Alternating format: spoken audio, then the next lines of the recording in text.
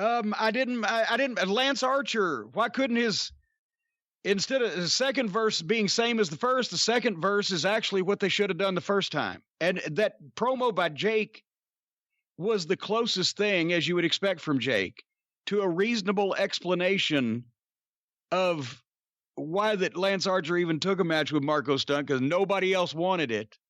At least you thought you could make a name for yourself. That at least somewhat, but it doesn't explain what they let Marco Stunt do in that match. But this was an actual goddamn squash match that the Murder Hawk should beat some fucking nobody in a minute or two just to show his goddamn vicious moves. This is not breaking new ground here.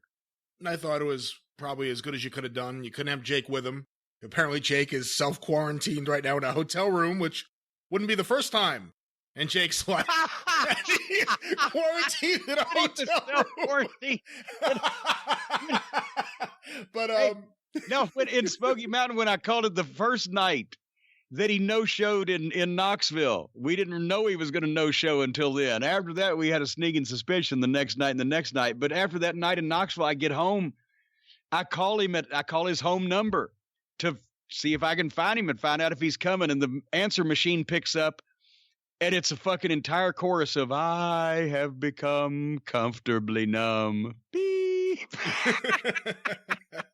Well, Jake, in quarantine, like I said, lots of experience doing that, but couldn't have him there.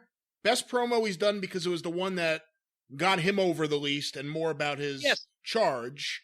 Well, and we said this, I'm agreeing with you here. We said this on the Drive-Thru this past week. It was the difference between a Heyman promo about Brock and a Jake promo about Archer is that Jake hadn't been talking that much about Archer, but this one, maybe he's listening. You know, the rest of them listen.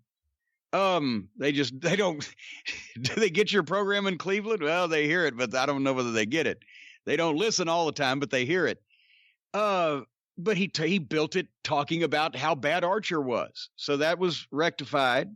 The one big problem I had, and it really has nothing to do with the match, fine for what it was. It was a squash match. You're getting Archer over as a killer. Let's see what they do with that. But later on in the show, during the Brody Lee match, Marco Stunt is at ringside with the other wrestling student fans, and it's like, this guy got destroyed last week by this giant. He should be off TV this week. He's hurt. He can't be there. He got destroyed.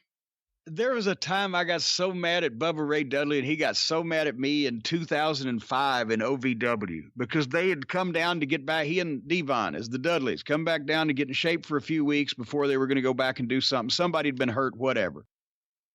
And he says, the fucking Who the Heels, Tank Toland and his gimmick brother Chad, I think it was, and they were managed by Jillian Hall. And they were going to work with the guys in a dark match, or no, it was a TV match, whatever the fuck, it was a match at the Davis Arena.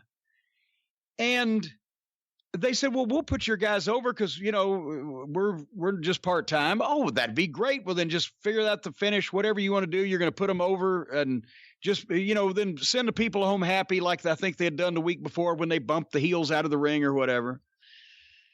So I didn't think anything more about it, and I go out there and watch the last match of the night, and their way to send the people home happy was they set up a table in the ring, and they took Jillian Hall and powerbombed her off the top rope through the fucking table in the middle of the ring.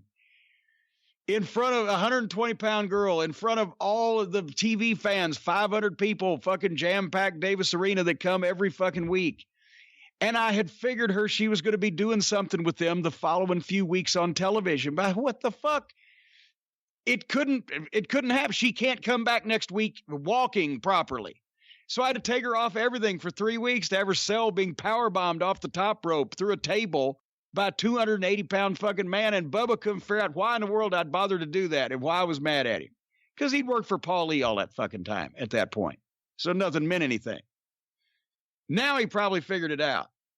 But anyway, Marco Stunt's walking around. Well, why wouldn't he?